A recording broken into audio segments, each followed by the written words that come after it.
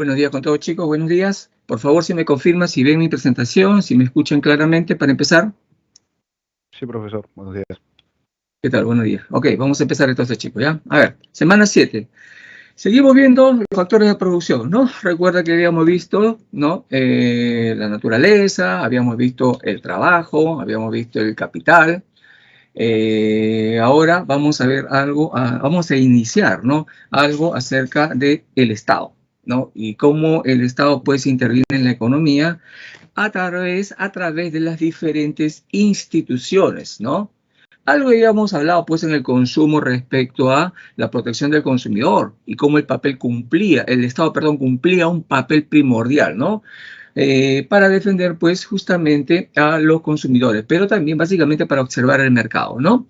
Bien, vamos a hablar más del mercado ahora, perdón, del Estado ahora, ¿no? Y en esta oportunidad pues nos vamos a referir de manera general al sistema financiero y también pues al Estado, ¿no? Cómo interviene en regulando. Y luego, tema aparte, vamos a ver pues al sistema tributario, que propiamente ya le corresponde pues al Estado, ¿sí? A ver, cuando nosotros hablamos del sistema financiero, estamos hablando de un sector de la economía que está formado por instituciones financieras, que está formado por empresas, ya sean públicas o privadas. Fíjate, este conjunto de empresas públicas y privadas, instituciones, agentes de la economía, ¿qué es lo que hacen en el sistema financiero? Canalizan recursos financieros, dinero, valores nominales, ¿no? ¿Y cómo lo canalizan? Lo canalizan desde los superavitarios hacia los deficitarios, desde los agentes superavitarios hacia los agentes deficitarios. ¿Y quiénes son los superavitarios?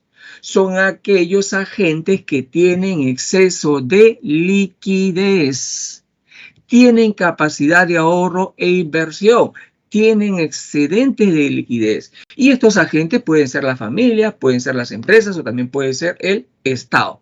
Recuerda, se canalizan los recursos financieros desde los superavitarios hacia los deficitarios. ¿Y quiénes son los deficitarios? Los agentes que pueden ser familias, empresas o el Estado y que necesitan dinero. Tienen escasez de liquidez, ¿no? Tan simple pues como que se mueva el valor nominal, el dinero de quienes les sobra hacia quienes lo necesitan. No digo a quienes, ¿no? Tienen necesidades para alimentarse, ojo, no, en general es para quienes los necesitan. Una empresa puede necesitar dinero. Entonces tiene que buscar a un superavitario que de repente le pueda ceder, prestar ese dinero. El Estado necesita dinero. ¿Cuántas veces le pide dinero pues al Fondo Monetario Internacional? Las empresas, ¿cuántas veces pues sacan préstamos de los bancos? Nosotros, las familias también, ¿cuántas veces sacamos préstamos, no? Entonces aquí pues en este sistema financiero se va a canalizar, ¿ya?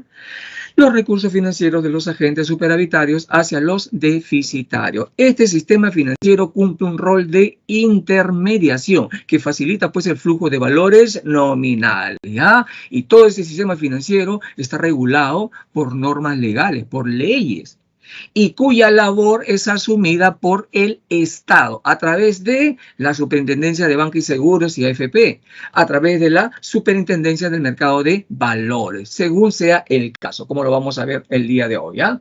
Entonces, ese es el sistema financiero, ¿ya? Pero el sistema financiero es más, es más que los bancos. El sistema financiero también es la bolsa de valores, ¿sí? Y en la bolsa de valores actúa la Superintendencia del Mercado de Valores, ¿ya? La SBS actúa sobre los bancos básicamente, ¿sí? Básicamente. A ver, hablemos ahora de los sistemas de intermediación. Ya sabemos que el sistema financiero es un intermediario, pero hay dos formas de intermediación. Está la intermediación directa y la indirecta, ¿ya? La directa. ¿Qué función cumple la intermediación directa? ¿Ah? Cuando nosotros hablamos de intermediación directa, estamos hablando del mercado de valores. Del mercado de valores, ¿sí? Ese mercado de valores pues está representado ahí por la Bolsa de Valores, que es una institución privada. Ese mercado de valores está representado por las sociedades agentes de bolsa, que actúan también como intermediarios entre quienes quieren invertir en la Bolsa de Valores y la Bolsa de Valores. También las sociedades agentes de bolsa son privadas, ¿ya? También en esta intermediación directa tú tienes otras instituciones como Cavalli, ¿no? La caja de liquidaciones de la bolsa de valores. Y así una serie de instituciones privadas que actúan pues con la bolsa de valores. Y afuera está aquí la Superintendencia del Mercado de Valores. Esa sí es una institución que le pertenece al Estado. ¿Ya? Entonces, cuando nosotros hablamos de la intermediación directa, ¿ya? Cuando nosotros hablamos de la intermediación pues directa, ¿de qué estamos hablando? Estamos hablando de esa intermediación que se realiza a través del mercado de valores. En esta intermediación hay una interacción directa entre el agente superavitario y el agente deficitario. Bueno, hay que decirlo con mayor precisión, casi directa. Casi directa. Es como si el superavitario y el deficitario se pusieran de acuerdo, en contacto. No, pero lo hacen pues a través de la bolsa de valores. Y la bolsa de valores gana comisiones por todas las transacciones que hacen los superavitarios y deficitarios, ¿no? Pero sin embargo, si yo soy un superavitario y yo quiero ir a comprar bonos, acciones a la bolsa de valores, yo sé de quién voy a comprar esos bonos y esas acciones. Y es como, entre comillas, repito, si se lo estuviera comprando a ese deficitario que necesita dinero, ¿ya? Entonces, sí hay un intermediario ahí, pero no es como el intermediario indirecto que vamos a ver, que tiene más participación. Aquí no, simplemente es un intermediario que cobra comisiones nada más, ya, para las transacciones que desarrollan los agentes superavitarios y deficitarios, ¿ya? Aquí, ¿quién asume el riesgo de las operaciones? El agente superavitario. Él es el que asume el riesgo de las operaciones.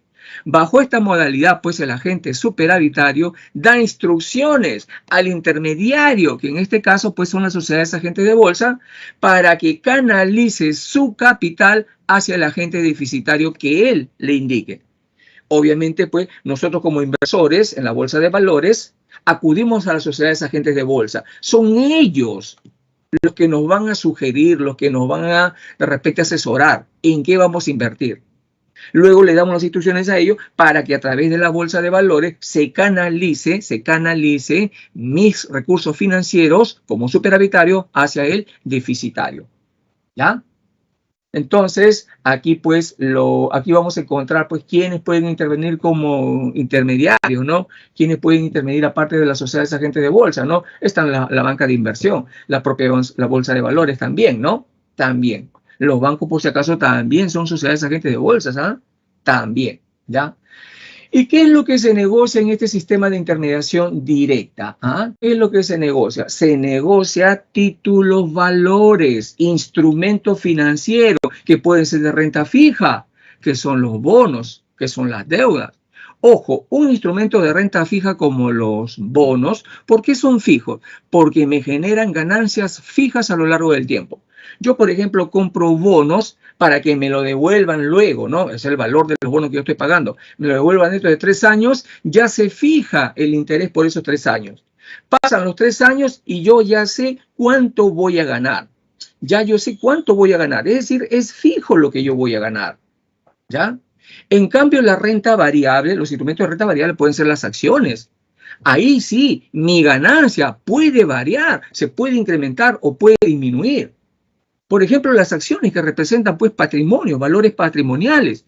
Una empresa de repente necesita dinero, sale a la bolsa de valores a vender acciones. ¿Qué son las acciones? Representan un valor porcentual del valor de la empresa. De repente yo coticé a toda mi empresa y vale pues $200,000.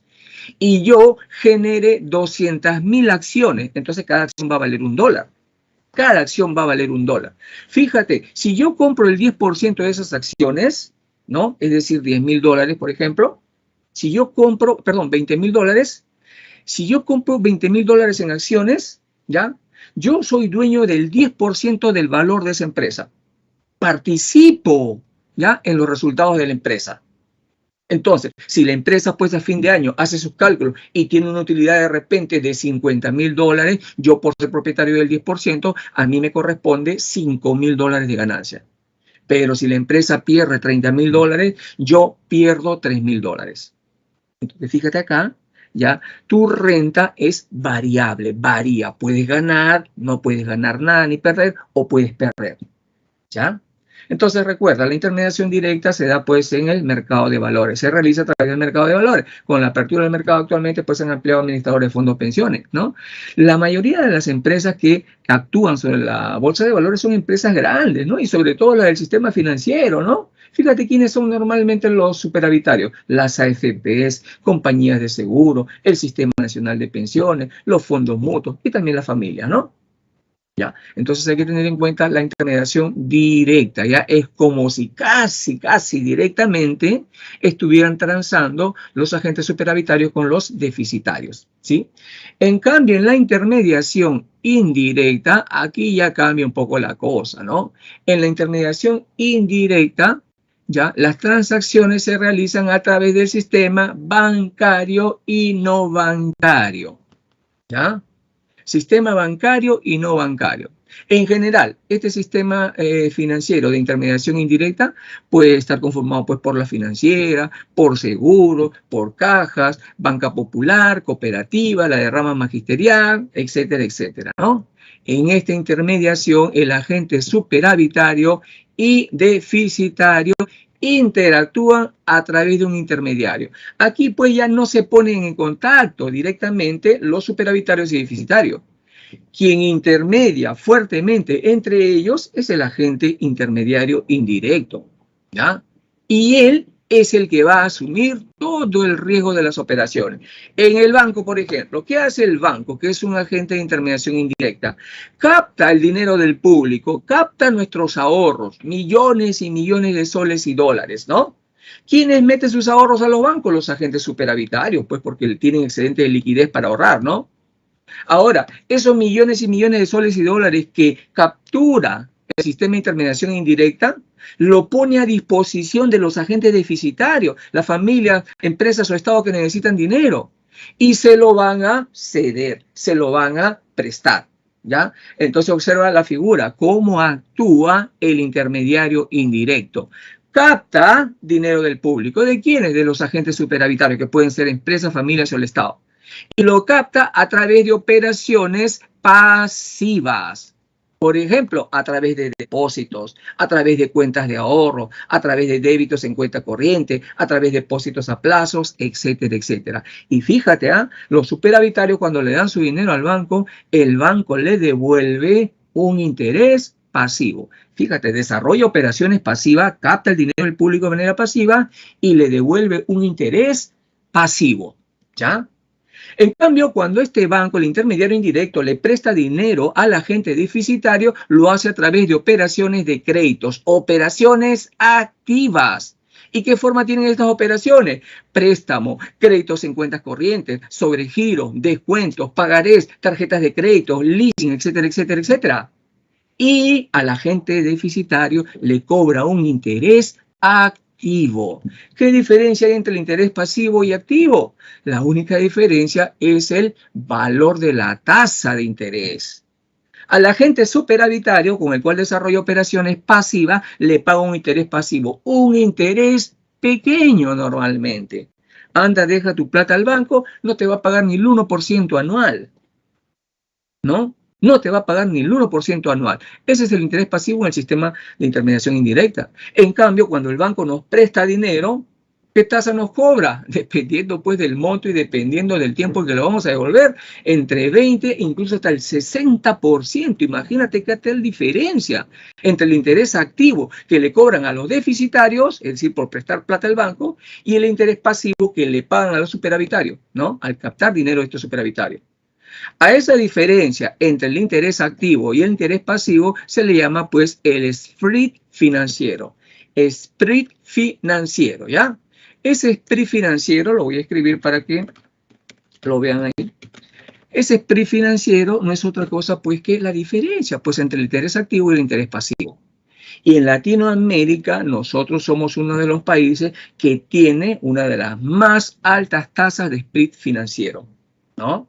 Así funciona, pues. Así funciona, ¿ya? Pero es carísimo en el Perú. Es carísimo en el Perú. Se dijo, pues, ahí en el concepto, ¿ya? Que se realiza el sistema, a través del sistema bancario y no bancario. ¿Cuál es la diferencia entre ellos? ¿Cuál es la diferencia entre el sistema bancario y no bancario? Bueno, en el sistema bancario te ofrecen productos financieros diversificados, ¿ya? Ahí tenemos al Banco de la Nación. ¿Cuántos tipos de productos ofrece el Banco de la Nación? Los bancos comerciales, el Banco de Crédito, Interbank, BBVA, Scotiabank, etcétera. La propia banca de inversión. Aquí hay bancos especializados. Por ejemplo, un producto especializado es el factoring. ¿Y qué es el factoring?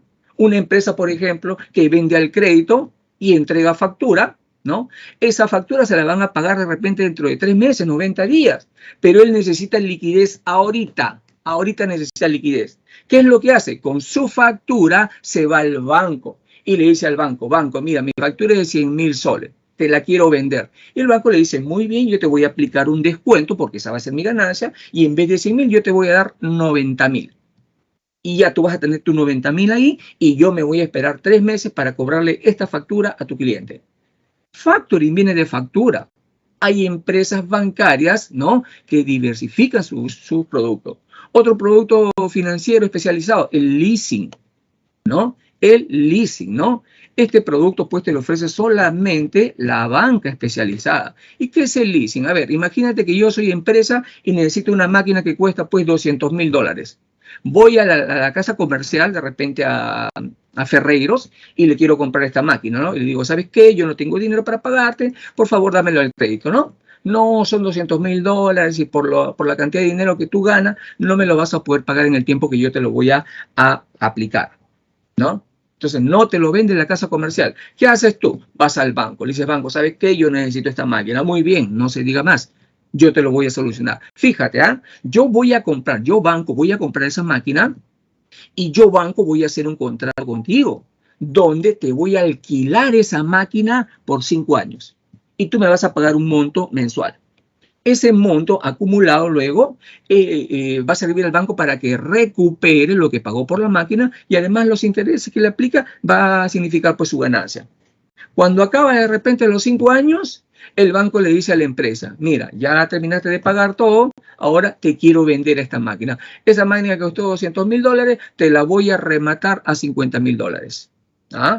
Y el banco se la vende. ¿Te das cuenta? El banco actúa como intermediario para comprarnos algo y luego vendérnoslos a plazo prácticamente. Ese también es un producto especializado que solamente te lo ofrece el sistema bancario. En cambio, el sistema no bancario, ellos no ofrecen diversidad de productos. Se centran en un producto. Por ejemplo, las compañías de seguro. Las compañías de seguro solamente te venden seguro contra accidente, para tu auto, por tu robo con tu casa, etcétera, ¿no? Igual los reaseguros. Las empresas reaseguradoras aseguran a las compañías de seguro. Los fondos de pensiones solamente captan público del dinero, ¿no?, como parte pues de su aporte para su pensión en el futuro, ¿no? Las cajas de ahorro, que normalmente pues son cooperativas, son socios que sí te pueden prestar dinero, pero no prestan pues en grandes cantidades y se dedican nada más a ello. La derrama magisterial también de los profesores, la caja policial militar, los créditos de consumo, ¿no?, que te da pues de repente Falabella, Ripley, etcétera. COFIDE, la Corporación Financiera de Desarrollo, que solamente busca dinero para prestárselo a las empresas también. Entonces, ese es el sistema no bancario, no es tan especializado, no te ofrecen diversidad de productos, ¿ya? Para tenerlo en cuenta, ¿sí? Bien. La tasa de interés activa y pasiva, lo que te había mencionado ya, ¿no? La activa es la que los bancos cobran al público por los préstamos que otorgan, ¿no? Por los préstamos que otorgan. Y se denomina activa porque el dinero que se presta al público constituye un activo para la entidad. Sí, pero también son altos los intereses que nos cobran, ¿ya? Y por su parte la pasiva, la que los bancos le pagan al público por sus depósitos, por el dinero que captan de los superavitarios, pues, ¿ya? Y también normalmente es bajo el interés que le pagan, ¿ya? Bajo el interés. Hablemos del crédito ahora.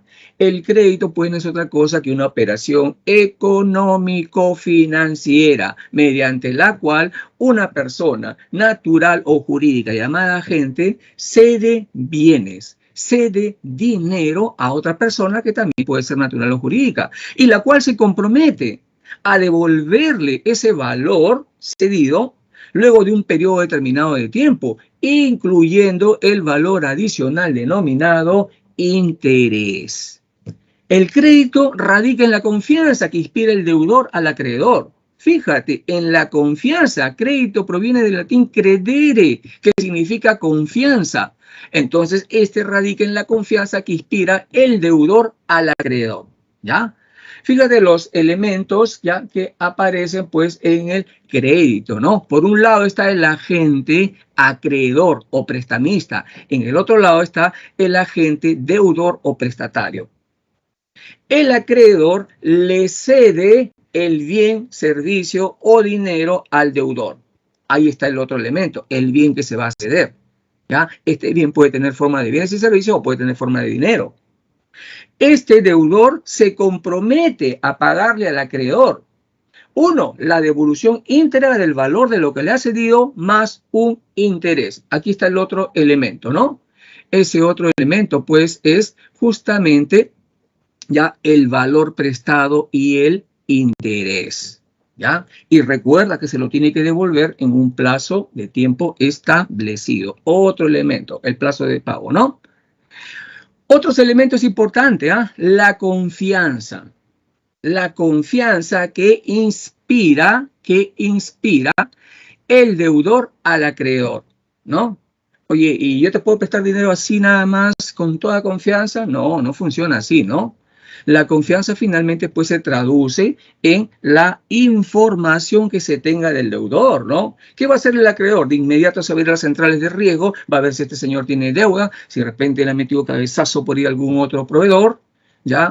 Va a fijarse en sus ingresos, etcétera. Entonces, en base a ello le va a decir, ah, ya muy bien, usted tiene un buen historial crediticio, le voy a prestar el dinero, le voy a dar el crédito a este bien o servicio, ¿no? ¿Ya? Y luego viene otro elemento, aparte de la confianza, que es la promesa de pago. La promesa de pago no es pues, por Diosito te voy a pagar. No, la promesa de pago se traduce en una garantía. Muy bien, yo te voy a dar esta máquina, el crédito, pero déjame una garantía. A ver, déjame tu título de propiedad, déjame tus bonos, déjame tus acciones, déjame tus depósitos bancarios, etcétera, ¿ya? Depósitos bancarios, unos certificados. Entonces ahí está otro elemento, la promesa de pago. Y tanto la confianza como la promesa de pago pues configuran lo que se conoce como los instrumentos de crédito. Otro elemento del crédito es el lugar de pago, que no se usa mucho ya, pues no, porque en la actualidad gracias a la tecnología ya tú sabes que haces una transferencia de cualquier punto del mundo y listo, ya pagaste ya tu deuda, tu crédito, ¿ya? Entonces, a tener en cuenta, pues, el crédito, ¿sí? ¿Por qué es importante el crédito? No, primero, significa una recompensa para el propietario del capital. Claro, pues hay un consumo diferido. Yo te presto 1.000 y me vas a devolver 1.500 de repente en un mes. Esos 500 es mi recompensa. El consumo diferido ha generado esa recompensa, ¿no? De ganar algo en el futuro. El aprovechamiento para el que dispone del crédito, ¿no? ¿Cuántos nos enfrentamos, pues, cuando empezó la pandemia, a la dificultad de contar con una computadora, con una laptop para poder, pues, tener nuestra máquina, ya sea para dictar clases o para escucharlas, ¿no? Y no, pues, no podemos tener en el bolsillo, muchos de nosotros no tenemos en el bolsillo, pues, 5.000 soles, 6.000, 8.000 soles para comprarnos una laptop, una máquina en el momento. Entonces el crédito nos ayuda a eso, ¿no? A través de un compromiso de pago en el futuro, yo puedo comprar en el presente para pagarlo en el futuro. Estoy aprovechando ese crédito para ello, ¿ya? Entonces, de la disposición pues, de ese capital a título precario, porque no tengo el dinero, ¿no? Del cual pues se trata de sacar un beneficio para transformar la deuda en un haber, ¿no? En un haber.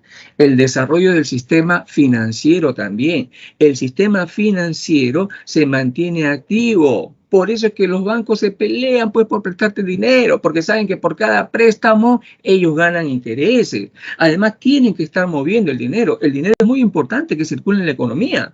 No sé si tú has escuchado por ahí pues la metáfora esta de la prostituta, ¿no? La deuda de la prostituta. Ya en internet pues lo publican mucho, ¿ya? Y nos da a conocer, nos da a entender pues la importancia de la circulación del dinero, ¿no? ¿Cómo es esto, no? Llega un millonario y dice a un pueblo pequeño, ¿no? Conversa con el dueño del hotel, le dice, oiga, me quería hospedarme acá unos días, por favor, tome ahí $1.000, ¿no? Y yo voy a ir a ver los cuartos, a ver si me gusta, me quedo, si no me retiro, ¿no? Adelante, ¿no? Se va a ver. Mientras tanto, pues, el dueño del hotel que tenía, pues, deudas, agarra esos $1.000, va y le paga, pues, de repente al carnicero, que le debía por las carnes que preparaba ahí, ¿no? El carnicero que también tenía deudas, va y le paga al ganadero. El ganadero que también tenía deudas va y le paga pues de repente a la persona que le vende los alimentos para su ganado, ¿no? Este señor del ganado que vende alimentos para ganado tenía una deuda con la prostituta, ¿no? Va y le paga pues a la prostituta. La prostituta también agarra pues el dinero y va y le paga al dueño del hotel que también le debía, ¿no? De repente baja el millonario y le dice, ¿sabe qué? No me gustan tus cuartos, dame mis $1000 y me voy. Te das cuenta cómo el dinero ha circulado por diferentes agentes y al fin y al cabo todos pagaron sus deudas, entre comillas, ¿no? Todos pagaron sus deudas y la economía siguió funcionando. Se siguió manteniendo la circulación del dinero ahí, ¿ya? Por eso es importante la circulación del dinero. Además, desarrolla pues el sistema financiero porque genera un beneficio a estos agentes dentro del sistema financiero, ¿ya? A ver, clases de crédito ahora, clases de crédito. Hay varias clasificaciones, ¿ya? Una pues es por el destino del crédito, es decir, ¿a qué vas a destinar ese crédito? Y el crédito puede ser de producción. Cuando usamos ese crédito, ese dinero, como capital para la producción de bienes y servicios, nada más. Y el otro es el crédito de consumo, ¿no? Destinado pues a personas naturales, por instituciones financieras, para adquirir bienes y servicios de consumo duraderos y no duraderos, ¿ya? También lo dan directamente pues los vendedores de bienes y servicios, ¿no? De consumo. Un banco nos presta dinero pues para consumo, ¿ah? ¿Sabe qué? Yo necesito pagar una maestría, présteme por favor 10.000 soles. Te lo prestan, ¿no? O puedes tú mismo ir a la Universidad Católica del Pacífico de repente y solicitar un crédito. Ellos te van a dar el crédito también. También lo ofrecen, ¿ya? Otra forma de clasificación del crédito, por la garantía exigida, por la garantía exigida. Aquí está pues ese instrumento del crédito, ¿no? No es que hay una promesa, no. A ver, la promesa es la garantía que me vas a dejar. Primero está pues la garantía prendaria, cuando te exigen un bien mueble. Te exigen como garantía un bien mueble en calidad de prenda, Luego puede ser pues garantía hipotecaria, ambas son reales, ¿no? Y aquí se te exige un bien inmueble en calidad de garantía. Hipotecas pueden ser de tipo pues predial, naval, cuando eres dueño de repente de lanchas, ¿no? De botes, aeronaves, minería o industrial, ¿ya? Entonces, normalmente la garantía exigida va a ser del tipo real, es decir, quieren algo concreto, ¿ya? Y te lo van a exigir a través de una prenda, que puede ser pues un bien mueble, y puede ser también a través de una garantía hipotecaria, ¿ya? A través de una garantía hipotecaria. El crédito personal, ese crédito sí es más simple, pero no creas que no te investigan, sí te investigan. Te vas a Sagarrito y te dice, señor, le podemos ofrecer tarjetas de crédito, aprobación inmediata solamente con su DNI. Le das tu DNI, te hace una vueltita 3 minutos y de inmediato dice, señor, ¿se le aprobó o no se le aprobó su crédito, no? En esos minutitos, ¿qué es lo que hacen? De inmediato, pues, van al sistema financiero, de inmediato van a las casas que registran, pues, las irregularidades de tus pagos, etcétera, ¿no? Las centrales de riesgo, ¿ya? Y ven, pues, si pueden o no pueden, ¿no? ¿Ya? Pero, sin embargo, te dicen, ¿no? Solamente se considera, pues, como garantía tu solvencia económica y moral. ¿Y dónde está la solvencia económica? Tus ingresos, tus propiedades. ¿Dónde está la solvencia moral? Que no estés pues registrada en las centrales de riesgo como mal pagador, ¿no? Que tengas un buen historial crediticio. Ya, ese es el crédito personal, ¿ya? No te exigen garantías, pues, no te exigen mucho tiempo para aprobación, etcétera, aunque existe riesgo de no pago, ¿ah? Pero normalmente, pues, las líneas de crédito que te dan acá son pequeñas, ¿ya? Son pequeñas. Instrumentos de créditos ahora. Instrumentos de crédito, ¿no?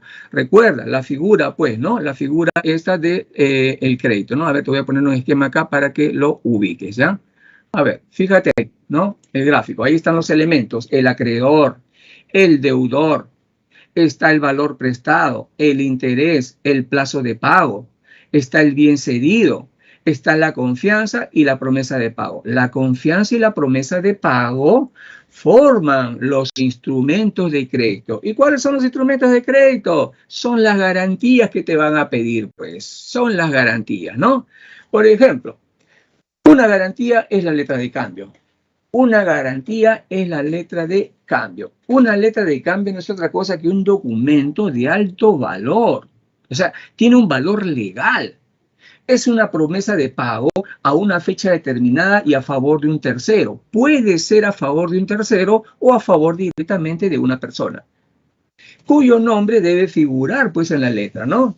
Quien emite la letra se llama librador, ¿ya? Por ejemplo, yo le voy a pedir dinero prestado a otra persona, ¿no? Le voy a pedir dinero prestado a otra persona. Necesito de repente 50.000 soles. La otra me va a decir, ya muy bien, no tienes garantía, no tienes nada, me vas a firmar una letra de cambio. Yo que necesito dinero, yo tengo que conseguirme la letra de cambio. Venden los formularios en una librería, 50 centavos nada más, y tú llenas la letra de cambio, ¿no? Fecha tal, yo tal, ¿no?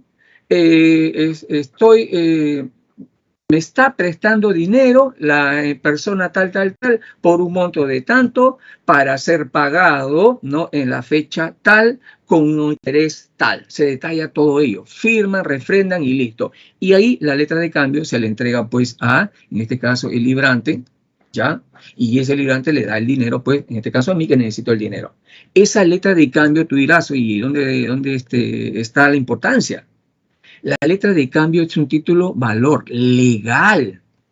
La letra de cambio yo la puedo protestar. ¿Qué significa? Que si este señor no me paga, yo voy a las centrales de riesgo, ¿no? A Infocor, por ejemplo, o a la Cámara de Comercio de Lima y le digo, señor, quiero protestar esta letra de cambio. Este señor me debe haber pagado el día de ayer, pero no me ha pagado. Entonces, a partir de ese momento, cuando uno lo protesta, el nombre del deudor aparece en la lista negra en el sistema financiero. Y cuando tú vayas a pedir otro crédito, lo primero que van a hacer es ver por las centrales de riesgo, la lista negra, y si estás ahí, nadie te va a prestar dinero. Nadie te va a prestar dinero, ¿ya? Además, la letra de cambio es refrendable. Yo la puedo firmar, ¿ya? Para que el beneficio sea para otra persona o para otra empresa. La letra de cambio la puedo negociar en los bancos. La puedo negociar en los bancos también, ¿ya? Y además es transferible, pues si la puedes refrendar, es transferible, ¿sí?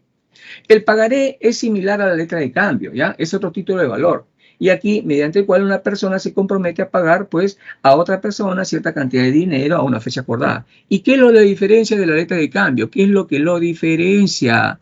Que esto no lo puedes refrendar, no lo puedes ceder, no lo puedes negociar con el banco, pero sí lo puedes protestar. Sí lo puedes protestar, ¿ya? Ese es entonces, pues, dos de los instrumentos de crédito, ¿ya? Documentos, ¿ya? Para avalar el crédito, ¿sí? Dentro del sistema financiero y también como parte, pues, del Estado, está el Banco Central de Reserva del Perú, la autoridad monetaria, ¿ya? Hay que tener en cuenta que toda economía cuenta con dos grandes sectores. Un sector monetario propiamente y un sector real, donde está pues el sector primario, secundario, etcétera, ¿no? ¿Ya? El monetario pues se refiere al manejo del dinero en la economía y el real a las actividades productivas, ¿ya? En 1922 surge pues el Banco de Reserva del Perú, pero en esa época se comportaba como un banco privado y regulaba el sistema crediticio y centralizaba la emisión monetaria. Recién en abril de 1931 se transforma en una institución autónoma del Estado. Y recomendación, pues, de los gringos, por recomendación de los gringos, ¿no? La misión Kemmer le llamaban. El Banco Central de Reserva, por tanto, se constituye a partir de ese momento como la autoridad monetaria dentro del sistema financiero nacional. ¿Cuál es el objetivo del Banco Central de Reserva? ¿Ah? Bueno, lo tiene bien establecido la Constitución Política del Perú, en el capítulo 5, en el artículo 84. Preservar la estabilidad monetaria. ¿Recuerdas que hablamos de la estabilidad dentro de las características de la moneda, del dinero? Ajá. Con autonomía para realizar trabajo técnico. Procura una tasa de inflación anual moderada o baja. Hablamos de los tipos de inflación, ¿no? Que se deben mantener en un rango para mantener el valor de la moneda. Desde el 2002 más o menos, el Banco Central de Reserva hasta la actualidad ha fijado la meta de inflación, ¿no? Ha fijado la meta de inflación.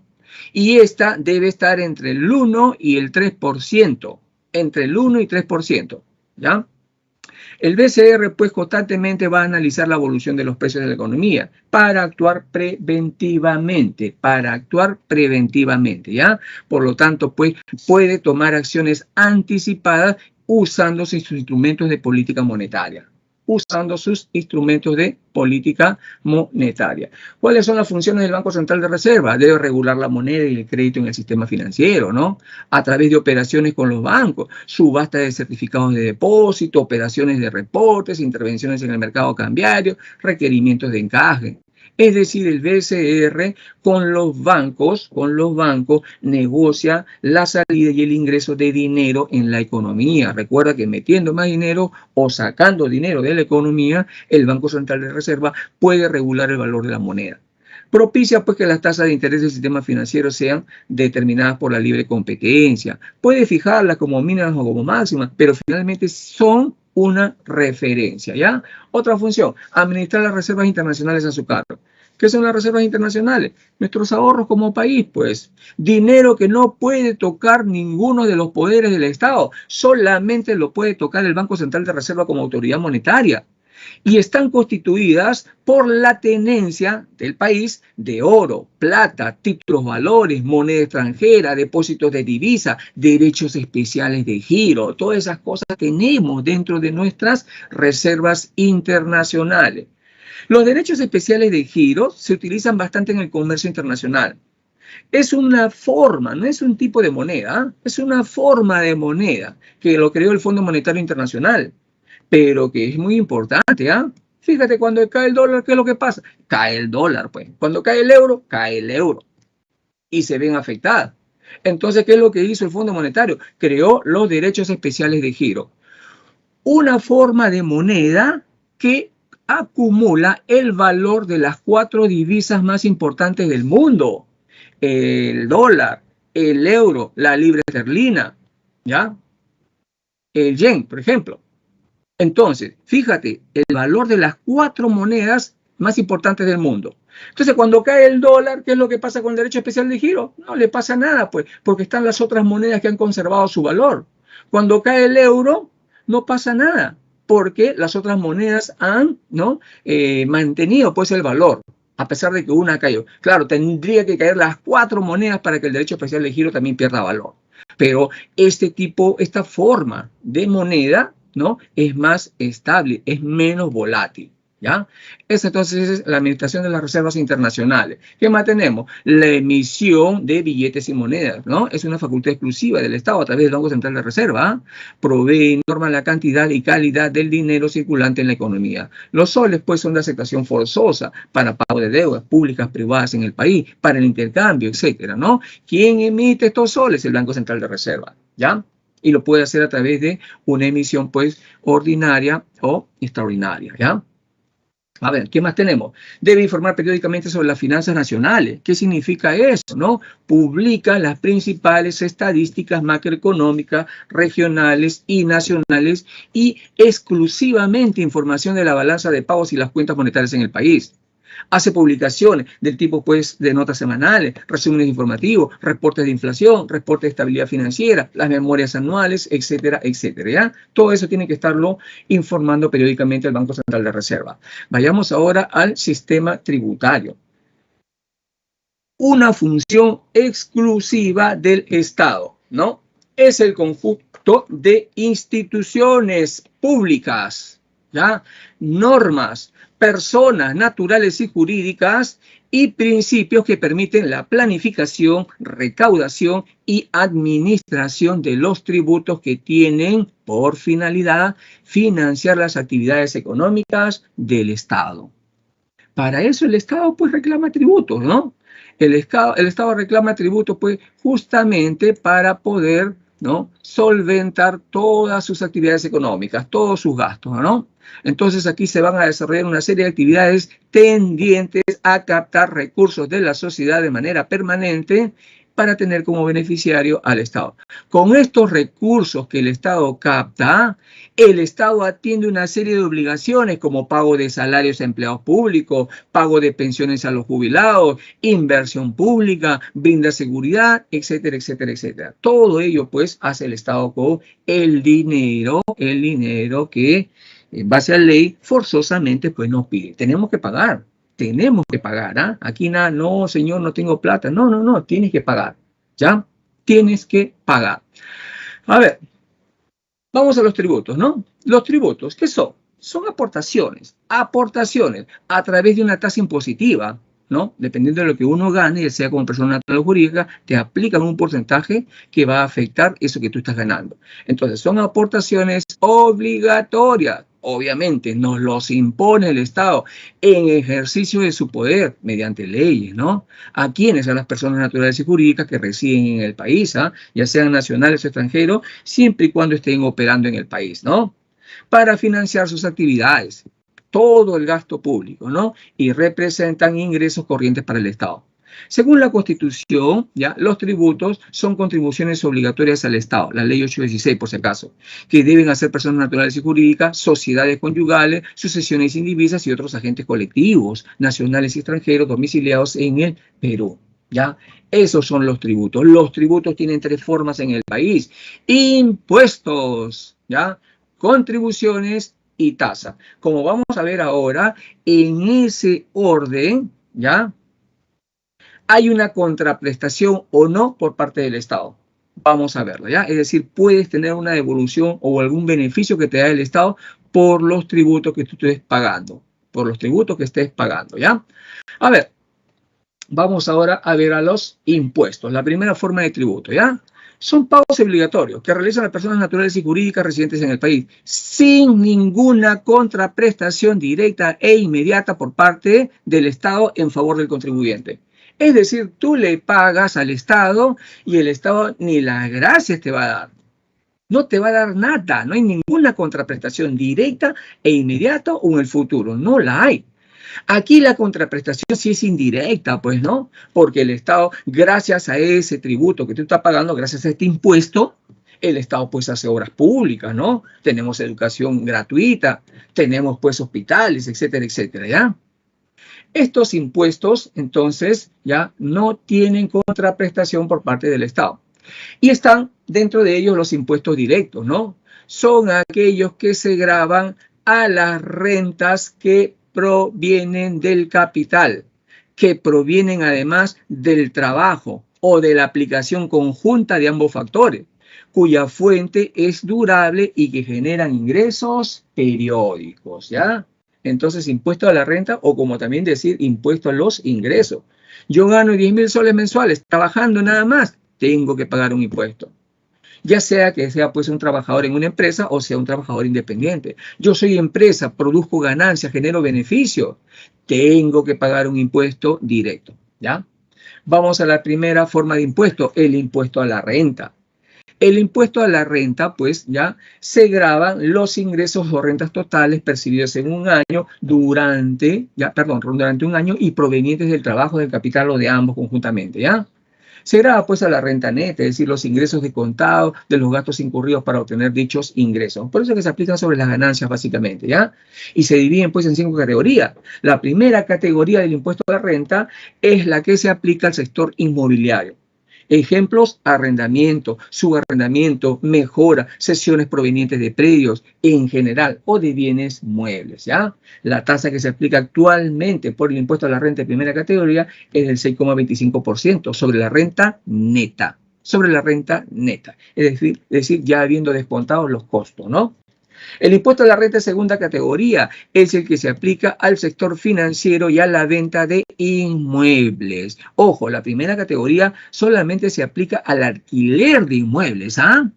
Pero si uno vende un inmueble, se aplica el impuesto a la renta de segunda categoría. Por eso, el sector financiero y la venta de inmuebles. Por ejemplo, rentas obtenidas por intereses por colocación de capitales, regalía, patentes, rentas vitalicias, dividendos, ¿no? Ganancias, acciones, bonos, etc. La tasa también 6,25% sobre la renta actual. El impuesto a la renta de tercera categoría son las rentas generadas por las empresas derivadas de las actividades comerciales, industriales, servicios o negocios en general, ¿no?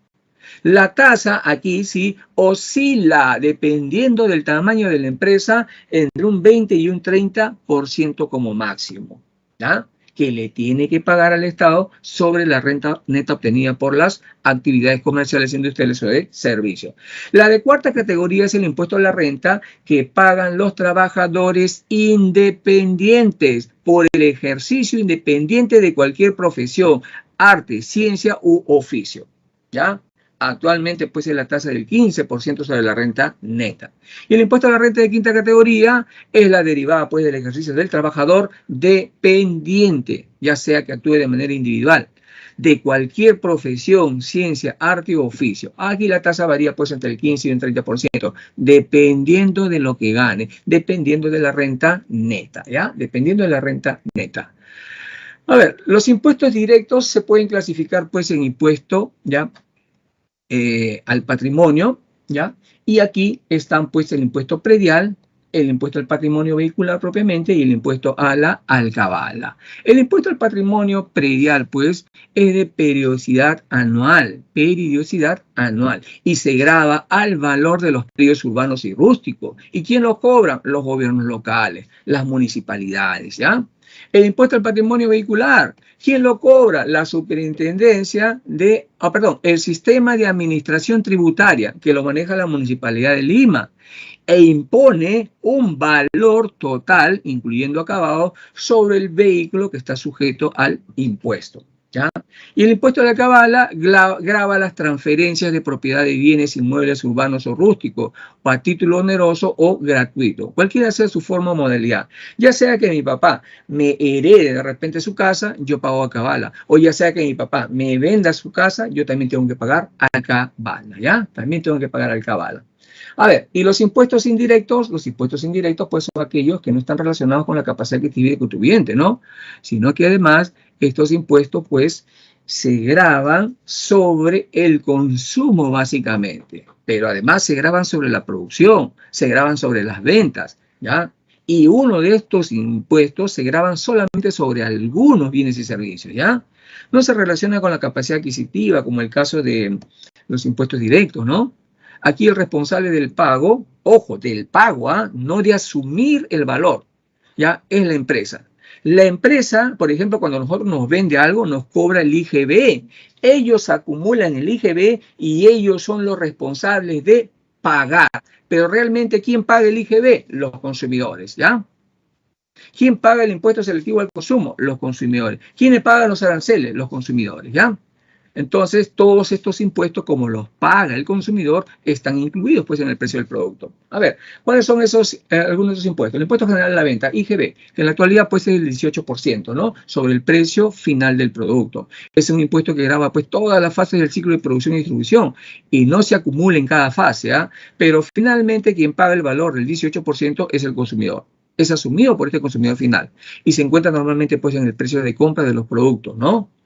Ojo, este 18% del IGB se parte en dos. 16% que va al fisco, es decir, a la caja fiscal central del país, y 2% va como promoción municipal, es decir, para las municipalidades donde se consume ese bien, ¿ya? Otro impuesto, el impuesto selectivo al consumo, ¿no? Solo se grava determinados bienes, es específico, ¿no? Y tiene como finalidad, pues, desincentivar ya el consumo de bienes que generan externalidades negativas en el orden individual, social, medioambiental. Ejemplo, las gaseosas. Hace mucho tiempo, por ejemplo, en Inglaterra, se dieron cuenta que los niños ya tenían obesidad mórbida. Los niños ya tenían diabetes. Hicieron un estudio y era porque consumían muchas bebidas gaseosas carbonatadas. ¿Qué hicieron? Desincentivar el consumo. Le subieron el impuesto selectivo al consumo a cerca del 40%. Entonces la gente dejó de beber bebidas azucaradas y gaseosas, ¿ya? Las bebidas alcohólicas también están afectadas de este impuesto selectivo al consumo. Lo mismo los cigarrillos y los combustibles, ¿ya? El impuesto a las importaciones es lo que nosotros conocemos como aranceles, ¿no? Que se aplican al comercio exterior. Grava los productos que ingresan al país en calidad de importaciones, independiente del IGB. Cada vez menos partidas nacionales, pues, cuentan con aranceles. Es decir, poco a poco, por los tratados de libre comercio que tenemos, estamos permitiendo que ingresen sin aranceles, ¿ya? Sin aranceles. A ver, los impuestos progresivos y regresivos. Son impuestos directos o indirectos, ¿ya? Que van a aumentar o van a disminuir, van a tener una relación directa o inversa, dependiendo, pues, de cómo se comporten en los mercados. El impuesto progresivo, por ejemplo, cuando mayor ganancia tiene una persona o una empresa, mayor es el porcentaje de impuestos sobre la base. Por ejemplo, el impuesto a la renta. Las empresas que ganan poco pagan 22 o 23% de impuesto a la renta. Las empresas que ganan más pagan el 30% del impuesto a la renta. Lo mismo con los ingresos de cuarta categoría. Lo mismo, ¿ya? Perdón, el de quinta categoría, de los trabajadores dependientes, ¿no? El impuesto regresivo, cuanto mayor ganancia o mayor renta, menor el porcentaje de impuestos que debe pagarse sobre el total de la base imponible, ¿ya? Esto puede sonar de repente pues un poco injusto, ¿no? Pero cuando el Estado toma medidas, por ejemplo, para favorecer a los más pobres, se terminan beneficiando quienes ganan más. De repente, pues el Estado dice que el IGB es muy alto y lo bajamos al 15%. Y si tú comparas el ingreso de 1.000 soles de una persona de repente pobre con los 20.000 soles de una persona que tiene mucho dinero, cuando compren, ¿no? Cuando compren, del total de sus ingresos, de su ganancia, quien va a pagar más por impuesto va a ser el que gana menos. Va a ser el que paga menos, ¿no? Por lo tanto, el IGB puede ser también considerado en algunas situaciones como un impuesto regresivo, ¿ya? Como un impuesto regresivo. El sistema tributario, ahora vienen las contribuciones, primero en los impuestos. En el caso de las contribuciones, el Estado ¿te devuelve algo? Sí, te devuelve un beneficio, pero en el futuro. Es un tributo cuya obligación tiene como objeto ya un hecho generador de beneficios derivados de la realización de obras públicas por parte del Estado. Genera beneficios futuros al contribuyente, ¿no? De repente en una zona rural yo tengo mi terreno, el Estado construye una carretera y por haber construido esa carretera, que se va a beneficiar a los propietarios de esa zona rural, el Estado le va a pedir una contribución temporal, ¿no? ¿Y por qué le pido una contribución? Porque yo por tener mi terreno en esa zona rural me voy a ver beneficiado por eso. Entonces en el futuro yo de repente puedo hacer negocios por ahí y eso me va a beneficiar. Otro tipo de contribuciones están pues las exacciones parafiscales, como es salud. Los trabajadores aportan un porcentaje de su salario que va para salud. ¿Para qué? Para que tú y tu familia atención médica durante toda tu vida, pues no, pero obviamente siempre y cuando sigas aportando de salud. Está también la Oficina de Normalización Previsional que administra el Sistema Nacional de Pensiones. Otro tipo de contribuciones, SENATI, por ejemplo, SENATI, el Servicio Nacional para el Trabajo Industrial, ¿no? Hace pues que las empresas particulares aporten a SENATI y SENATI les da capacitación gratuita a esos trabajadores. Lo mismo hace Sensico, pero en el área pues de la construcción, ¿ya? En el área de la construcción. Luego vienen las tasas. Las tasas pues no son otra cosa que tributos cuya obligación tiene como hecho generar la prestación efectiva, ¿ya? De un servicio público individualizado para o en favor del contribuyente. Por ejemplo, ahí están los arbitrios, ¿no? Se paga por esa prestación del mantenimiento de un servicio público, por ejemplo, la limpieza pública, ¿no? Tú le estás pagando todos los meses el mantenimiento de áreas verdes, serenazgo, se paga obligatoriamente, pero tienes que tener los servicios de limpieza, de mantenimiento de parques y jardines y de la seguridad por parte de serenazgo. Otro tipo de tasa, los derechos, se pagan por la prestación de un servicio administrativo, público o uso y aprovechamiento de bienes públicos. Por ejemplo, mi DNI. No solamente me sirve para identificarme, ¿no? Sino para poder realizar una serie de transacciones. El Registro Nacional de Proveedores, para yo poder venderle al Estado. El derecho a examen de admisión, el que tú pagas para estudiar en una universidad pública, ¿no? Otro tipo de tasa, la licencia. Se pagan por la autorización para realizar actividades de provecho particular. Por ejemplo, la licencia de funcionamiento para espectáculos como los circos, conciertos, etcétera, ¿ya? A ver, ¿en qué impuestos se cobran en la misma proporción a las personas de ingresos ya altos y bajos? Si hablas de proporción como un valor de porcentual, estamos hablando del IGB. Ya estamos hablando del impuesto selectivo al consumo, estamos hablando de los aranceles. No importa que tú tengas mucho o poco dinero, cuando tú traes un producto del extranjero, ya sea que el que tiene poco o el que tiene mucho, pagan el mismo arancel, ¿ya? Pagan el mismo arancel. A ver, algunos indicadores tributarios. La presión tributaria es un indicador económico que mide la proporción de riqueza generada por un país. ¿Qué significa esto? Proporción de riqueza generada en un país a través del sistema de tributación. Un porcentaje del PBI, ¿ya? Por ejemplo, simplemente es una razón entre los tributos recaudados por el gobierno central y el Producto Bruto Interno. Lo multiplicas por 100, un porcentaje te sale, ¿no? En la actualidad en el país estamos en cerca pues del 15, 16%. Sin embargo, hay países que recaudan más, como Chile, 21%, Colombia, 18%, Singapur, 45%. Fíjate cuánta conciencia tributaria hay allá. La exoneración tributaria es la exclusión o la dispensa legal a la obligación tributaria. Hay mecanismos legales para exonerarse de los tributos, ¿no? ¿Cuántas veces hemos visto básicamente pues apañadas por temas políticos que se le exonera de tributos a muchas empresas? Se le exonera de tributos. La evasión tributaria, evitar el pago de todo o parte de los tributos. ¿Ya? Por ejemplo, no declarando el verdadero monto, incrementando las deducciones, no pagando las obligaciones. Ojo, la evasión tributaria es ilegal, pero también existe la elusión tributaria, cuando se evitan pagos de todo o parte de los tributos al existir ambigüedades en las leyes tributarias. No es ilegal, no es ilegal, ¿ya? Bien, a ver, preguntas acá. ¿Qué es la presión tributaria? ¿Puede volver a explicar? A ver, la presión tributaria, como quien dice, ¿no? Hay miles de ciudadanos que ganan dinero, ¿no? En el país y nadie quiere pagar. Entonces viene el Estado a presionar, a imponer, ¿no? Entonces, cuando nosotros hablamos de presión tributaria, estamos hablando de un indicador tributario económico que mide la proporción de la riqueza que se genera en un país a través de la tributación, pero medida en base al PBI. Por eso es que se divide los tributos recaudados por el gobierno central entre el Producto Bruto Interno. Lo multiplicas por 100 y te sale un porcentaje. Ese porcentaje te indica qué porcentaje de la riqueza obtenida por el país en base a la tributación ya se genera pues en proporción al PBI. Es como medir, pues no saber cuánto producimos y de eso que se ha producido, cuánto tributo ha generado. Entonces empezamos a medir en base al PBI, al Producto Bruto Interno, ¿no? Todo lo que hemos recaudado por tributación y sale pues que el 14% nada más del valor del PBI, ¿ya? Viene de los tributos. 14% es poco. Si tú lo comparas con Singapur, 45%, ¿qué significa? Que la mayor parte de las actividades productivas sí están tributando, ¿ya? Sí están tributando. Bien, chicos, entonces ahí nos estamos quedando, ¿ya? Muchas gracias por su tiempo. Nos vemos la próxima semana. Cuídense.